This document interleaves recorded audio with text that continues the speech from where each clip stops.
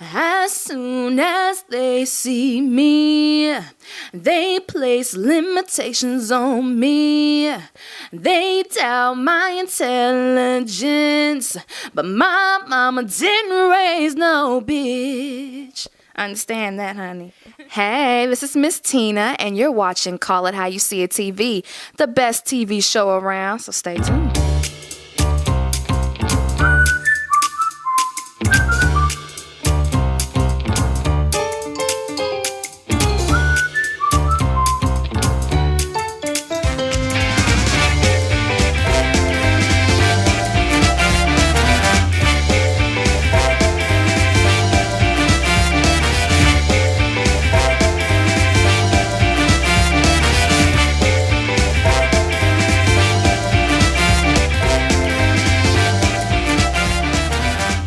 Hey, it's Kelly Ufe, and you're now watching Call It How You See It. Hey, it's your host Kelly, and you're tuning in to Call It How You See It TV. Today we have our special guest. She's an R&B singer, hip hop, a soul artist as well. Her name is Tina Fondren. Did I see your name right? It's so close. It's Tina Fondren. I know I get that a lot. Everyone's like, "How do you say your last name?" I'm like Fondren, like fondue, except with REN on the end of it. Yeah. So let's talk about your music career. You're an artist. You do a lot of music. So let's tell the viewers exactly what you actually do. Well, I am an R&B singer. I do inspirational music as well. Just a little bit of everything. I rap as well. Rap is not like my big thing. I'm mainly a singer, but I also write all my own songs as well. So a lot of thought process goes into creating the music and the lyrics and all that good stuff. Wow, that's great. So why the name Tina Fondren? You know, some artists they don't go by their real name, but you actually chose to go by your real name. Why exactly?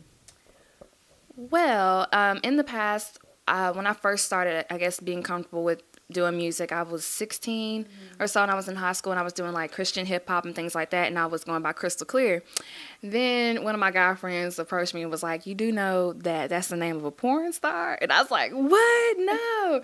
So after, just kind of lived some life, and God is kind of like, I don't know, just kind of steered me in a different direction. So I was like, you know what? This is kind of like me being myself, coming into my own. So I'm just going to go by Miss Tina because my mom has called me Miss Tina. Tina is like usually what everyone calls me. My real name is Christina, but everyone knows me as Tina. So decided to go by that. Okay, Miss Tina. That's a nice little name she got, So tell me about how do you actually come up with your music? Is it like love experience, life experience, or what all do you go through in life? Let's tell your fans about that. Alrighty. So I guess the creation behind my music is it really is about life and experiences and pretty much what I've learned, or if it's a lesson that I'm trying to learn, it's like I'll write it, and it's like I'm writing for myself.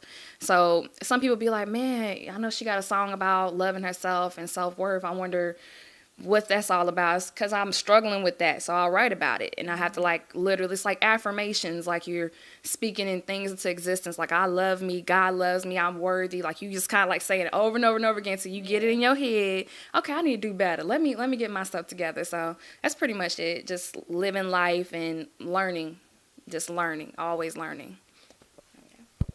I actually love your music. You have this one track that's amazing out right now. It's called Black Woman. Talking about us as Black women out there, Black queens, and we need to be proud of ourselves. And how did you come up with that music? Well, I remember when I was first looking for the instrumental, and I heard it. I was like, "Oh my God, that's hot." And I didn't even know what I was going to write to it. I was like, "That's just hot." So then I started listening. And I said, I turned over to my boyfriend. I said, "Man, what do you think about this? Like, what if I write this? You think people going to be offended?" He's like, "Oh, who cares?" And I asked my best friend, a Caucasian woman. I said, "You think people going to be offended?" She said, "Girl, write it. Do it. Do it, Tina, do it." I said, "Okay, I'm going to do it then." Yeah. But it's just about like working hard and how hard we work. It's breaking those stereotypes, that we just sitting around somewhere, not about our business. Like, you're a businesswoman, I'm a businesswoman. Like, we're working hard. We're young women too. So we're not just sitting around here playing games with our lives. So don't stereotype us because you see dark, beautiful skin. Don't think we out here living foul and acting crazy. I'm educated, you're educated, we got degrees, honey.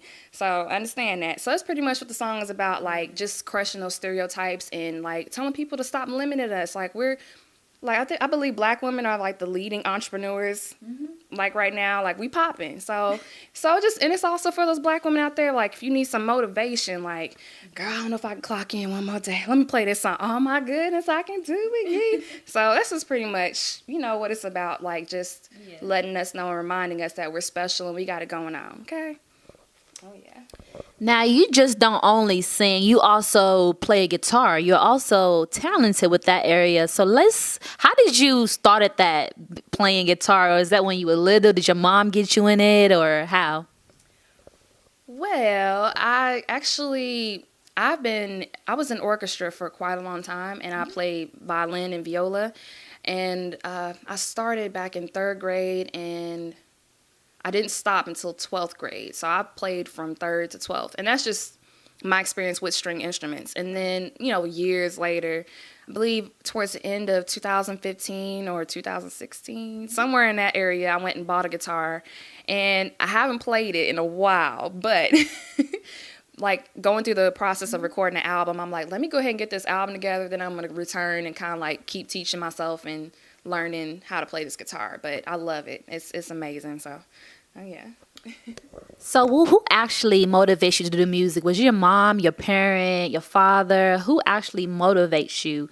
Who's actually in your life that's keeping you going forward with all the challenges? Because I know that being in the music industry is not only sugar coat. There's some stuff that, you just like, I just want to quit.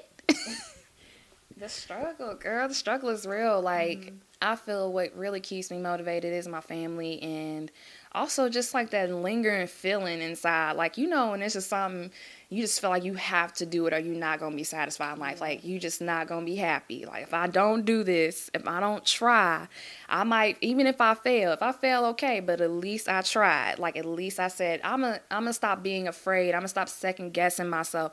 I'm gonna stop living in the shadow. Like, if I have this gift, I should go use my gift. Whether people say anything about it or not, like, I feel like I'm my number one motivator, and I'm also the number one person to hold myself back too. So just telling myself every day, go out there and get it, go out there and make it happen. And of course I got my family and my king and my friends that keep supporting me and things like that. But just pretty much learning to just be positive and stay connected to the purpose that I have and use those gifts. So, oh yeah. So one more thing for your fans out there, because you on Call It How You See It TV, the best TV show alive. So you just had a baby, So can you tell us about your little pregnancy? You were singing at the time you had your baby. Can you tell us a little bit about your challenges you had? Ooh. Well, it actually wasn't too bad. Like, people were like, did you have morning sickness? I'm like, no. They was like, okay, well, how big was your baby? 6 pounds, 4 ounces. Like, dang, Tina, you didn't gain no weight. I'm like, well, I did, but, just proportionate, that's all. But one of the, I think the main challenges was pretty much just being tired all the time, really tired. And then on top of that, the hormones, no matter if you're, in the very beginning of pregnancy to the very end, could affect your breathing. So it's like I'm doing this a whole lot. And I was, walking up the stairs just about this size that I am now and barely showing. I'm like, why am I out of breath? And I had to Google everything, and I'm like, oh, so my hormones is messing with my breathing. It's messing with everything going on. So, and when you think about it, being a singer, breathing is everything. The lungs is everything. Your lungs and your diaphragm, that's how you get that sound out there. So if you're it's really difficult. Yeah. So the struggle was real, but I pushed through and I finished my album, and I hope you guys like it, because I was in there struggling, run that back, one more time. Okay, hold on. Oh, yeah. So did you have a son, a daughter? Can you tell your fans? Because you want to know, we want to know about Miss Tina. That's what we want to know. Yeah, Yes, well, I have a little boy. His name is Solomon Neil Dumbia Jr. And he's sweet. He's in there sleeping right now. That's why y'all don't hear no baby crying, because, finally he's deciding to go to sleep. Finally, the struggle's real. But, yeah, so he's really sweet. He's born November 21st, 2017. He came a little bit early. Well, at least I thought he was early. Everyone was like, yeah, I thought she was going to deliver on the 25th. I'm like, I know, that's the doctor told me. But he tried to get me in there before Thanksgiving. I was like, okay. But, yeah, he's a character. I tell you what, he's going to definitely be an entertaining person when he grows up. I can tell already. So So let's get back in track in your music industry. Do you plan on doing any music with Africans, Caribbeans, doing features with them? Well, I'm definitely open to it. Like, I've been doing music here for a very long time. So y'all know where to find me. We not too far away, whether you're in Cincinnati or Louisville or Tennessee, Lexington, anywhere here. Like, I'm always open to, working with other people. I've worked with Abraham, which was pretty nice. Like, that was really, really cool. And that's about it, though. Yeah, but hey, y'all know where to find me, you know what I'm saying? So just hit me up, and I'm definitely down for a new sound. I've never done any reggae music or Caribbean or Afrobeat music, but I would love to try it. So, yeah, I'm definitely open. So was Abraham the only feature that you've actually done? Not the only feature, but I would say as far as, like, African artists and, like, with the Afrobeat or Caribbean sound, even though the song we did wasn't like an Afrobeat song or whatever, it was more like R&B inspirational. But that's about it. Yeah, I've worked with some other artists here in Lexington too. Let's see, I've worked with Cobb Ransom. I think that's what he's still going by. Shout out to him, because that project is dope. Brent Leah, I think he goes by Anonymous. Shout out to him as well. And that's about it. But as far as, like, artists, like, where I'm actually featuring on their track, that's it. But I also work with my best friend, who's also my producer as well. He produces a lot of my music. His name is Mike Hero. We haven't done, like, a song together, but as far as, like, producing and things like that, he's definitely worked with me quite a bit. So shout out to you, bro. Oh, yeah. So let's spice things up, your relationship life. Let's get to that, because we want to know more about Miss Tina. We want to know, girl. So are you currently seeing anybody? Are you getting engaged? Let's spice things up. Well, a lot of y'all that do follow me on social media, my boyfriend's name is Solo. That's where we get Solomon from, Solomon Jr. for our son. But yeah, so we're seeing each other. That's my boo. That's my king. Still figuring everything else out, I guess, as far as, like, engagements and marriage and stuff. We're still trying to figure out, like, how do we want to do it? Like, everyone does things differently, and I feel like some people go for the big rock and the white dress. And I'm like, I don't know. How do we want to do it, though? Like, we're both very different type of people and, like, really weird and out there sometimes. So I don't really know. I'm still trying to, I guess it's like I've never really prepared to get to that point in my life. Like, oh, well, if it happens, I'm going to be real old, just. But now it's like I'm here and I'm like, so what do I do now? Do I do this? How am I supposed to, So just pretty much kind of like playing it by ear and seeing how it goes, seeing how we want to do things. And I don't know, yeah. Because some people get married at a courthouse. And they good for years and years and years. And some people get the big old extravagant wedding and they good for two months or 2 years. You know what I'm saying? So I'm like, how do I want to do it? How does he want to do it? So it's just working as a team and trying to figure out, okay, what do we see for ourselves in our future and things like that. But first things first, got to take care of that business. Going to school, getting your money together. That's like the number one priority right there. Oh, yeah. So what's the spice in y'all's relationship? Because the viewers want to know what keeps y'all going. Because there's some people out there, some ladies, some fellas too, that's like, I'm having a problem with my relationship, and maybe I can get from Miss Tina, my fan. So what's the spice in you and Solo's relationship? Well, just pretty much making sure to spend a lot of time with each other. Like, I'm very independent. And sometimes I'm used to spending a lot of time by myself and going out by myself. So I've had to learn, like, okay, to be a little different. Okay, hey, babe, we going out. Like, look, we doing this, we doing that. But I've also learned to not be all up on top of somebody, too, because that can actually just drown out a relationship where you're just always, constantly. Now, of course, we got a son together, so we're going to be around each other all the time anyway. But I always try to encourage him to have his own time, like me time, because the relationship between you, yourself, that's really, really strong. If you don't love yourself, you're not good, it's going to be hard to be good for someone else. So you got to make sure you take care of yourself. Got to make sure you take time for yourself. So I always be like, hey, you hit up your friends.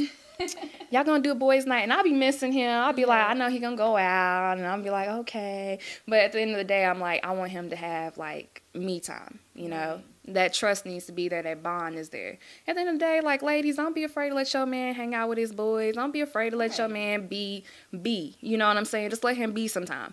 Doesn't mean anything is wrong with that. Now, if every single day, You want to be hanging out. yeah, it's, 12 hours out the day, you don't see him, then that's okay. I'm be like, where are you at? You supposed to be here around, By all means, like, just go with the flow. That's what I would say. Yeah, the spice, that keeps the spice. Distance makes the heart grow fonder, so remember that. So, can your audience, your fans out there, know a little? What's your upcoming project? Do you have any upcoming project? Can we talk about that? Yes, ma'am. So, when you least expect it, okay, I'm going to drop my album, my first album, not mixtape, not a little something on SoundCloud. My first album, studio recorded, mixed and mastered, engineered by JK47. Shout out to JK. I went out here, spent tax money, spent overtime money, worked my butt off to get this album done. The title of the album is called Essence of a Queen. So when y'all least expect it, I done already posted my track listing. You guys have definitely seen the album covers circulating for quite some time. So, which I took that picture while I was 4 months pregnant. And y'all probably don't even notice, like, she's pregnant in that. Oh my goodness. But yeah, so y'all definitely need to watch out for that. So it's gonna, when y'all least expect it, little. Okay, viewers, so y'all make sure y'all go watch, because she worked hard on this. So exactly, what's your favorite color for your fans out there? Your favorite food? And do Solo make it or you make it? Like, we want to know. We Miss Tina fan, Well, my favorite color is blue, even though I wear a lot of red. I wear a lot of tan and stuff. My favorite color is blue. So as far as that food, I ain't gonna lie. I think one of my favorite things to eat, when I can actually tolerate it because it's so hot. But Solo's mom makes this, I think, potato leaf or something like that's what they call it. And it's like, I call it spicy greens because it just looks like greens to me. I'm like, looks like, my mama's greens, except like with a whole lot of ghost peppers in it. Put it on top of the rice. It is really, really, really good. Like, I love it. Like, if I need to hit her up and be like, how do I make this so I can just live off this for the rest of my life? My breath might be hot when people talk to me, but when you taste it, you're going to understand, okay? So that's pretty much one of my favorite things to eat, other than seafood, pizza, the regular stuff. Right. So what actually made you to do dreads? Why dreads? Did you want to get the black woman, the superwoman? Well, when I first went natural, I was 19, and I was getting ready to get into college, and I literally, just cut all the hair, just all of it. Well, of course, it was like a little fro. Right. And about a year later, I had to cut it all over again, because I went up to this Walmart up here on New Circle Road, and up the street somewhere, and the lady was like, because I wanted her to straighten it out. I just wanted her to blow dry it out, do the flat iron and stuff. Girl, I got daughters with hair like yours. Oh my God. Yes. I can hook you. I hook them up all the time. Y'all, she burnt my head. She burnt that hair. I had to cut it all the way off again.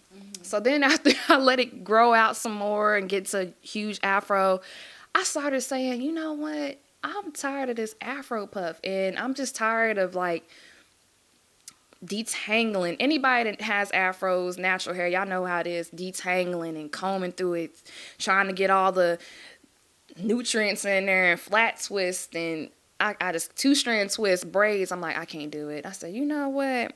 Let me hit on somebody so they can lock this up so I can stop fooling with it. And so it'll be 2 years, February 16th, since I've gotten my locks, since I started them. So, and they're still maturing, they still have some spots in here where they're maturing, but other than that, I love this look, and I feel like it definitely suits me a lot better.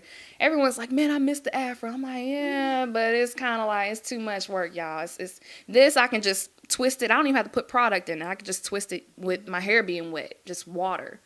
Pin it down, let it air dry, and it's good to go. So, yeah. See, I have another question for you. When you're on stage, how do you get over being nervous and, having in front of people, a whole bunch of people coming in front of you? How do you get over that? Do you think of solo? What do you think about? Well, for me, you never get over being nervous. Like, you never get over those butterflies. Like, it's just one of those things that happen, and I think you just kind of get used to it. And then you're just like, I'm just going to get up here and do it. I'm going to do it. But yeah, Solo be out there, y'all seen him go live. He be messing up all my lyrics. And I'll be clowning. I'll go back and watch it and be like, babe, that's not what I'll be singing. Oh, it ain't. Oh, okay, I was freestyling. I was like, But, yeah, I get up there, and as soon as I hear the music going, like, I'm always nervous. Like, I'm even more nervous when I get off the stage because I'm like, I just did that. So I'm like shaking. So it's just, you just never get over it.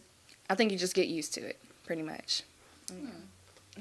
So last questions for you.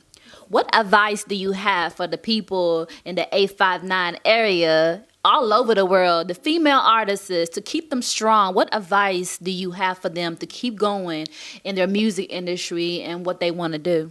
Yes, so like I was telling you earlier, like I noticed a lot of people, they feel like they have to be naked, half naked, with all their booty cheeks out and stuff. I mean, that's cool. There's a lane for that. But I feel like you don't have to be naked to be noticed. And you can still be sexy. You can still be sensual. You can still be classy and not be trashy. Like, should nobody have no picture of me in my underwear? Like, nowhere. This is my opinion. Now, if that is who you really are and no one's trying to pay you and tell you have to go look like that, if this is really who you are and you like being half naked, by all means do you. Stay true to yourself. But if you like somebody like me where, this is about my speed right here. I mean, you could tell I got a nice looking figure without me having to put everything out there. All up in here, like, oh my God, I saw too much. I kind of just want you guys to know that you don't have to do that unless it's really who you are. But if that's not who you are, stay true to who you are and do you. Wear what you want to wear what makes you comfortable, wear what makes you feel special and sexy and beautiful. Okay? All right. And also keep working hard. So what's the best way for your fans to keep in touch with you? Do you have Facebook, Uvu, Snapchat? What's the best way? Through email, can you tell your fans? Yes, ma'am. So I have a website. It's MissTinaFondrenmusic.com. You all can go on there and just pretty much see all the latest things that's going on. You can also friend me on Facebook. I go by Tina Fondren on Facebook. I also have a fan page on Facebook, Miss Tina Fondren. It's pretty much Miss Tina Fondren for everything. Instagram, Facebook, Snapchat, Twitter, even though I'm really not on Twitter. But if y'all want to add me, go ahead. Follow me if you want to. But it's Miss Tina Fondren, like, everywhere to reach me. All right. Do you have anything else to say? A shout out? That I might. I'll leave out through the interview. I think we're good. Just like I said, for any artist here in this area or anywhere that's local, don't ever get discouraged. I've been there. I've gotten discouraged. It's so easy because you feel like you're in a little dot somewhere and you're just trying to get out of that one little dot, that one little pinpoint on the map. But You just got to keep working. Just got to keep working, and don't get discouraged because it's hard. Like if you talented, you know you got it. You just got to go out there and get it, honey. Just go on out there and get it. Don't wait for nobody to give you no shout out. Don't wait for nobody to, you better kick that door open yourself. You know, faith without works is dead. So you got to keep on working. You know, you can't just be like, I have this dream, and then you just clock in and clock out, and every time you clock out, you go home, you go sleep, you don't work on nothing. Don't make excuses for yourself. I have a son, and I'm still working. I'm still working on my music. I'm still following my dreams. So let that stuff motivate you, all right? Well, now you know about Miss Tina. Thank you for coming to my show, girl. Hopefully, I'll be having another interview with you on your next project, girl.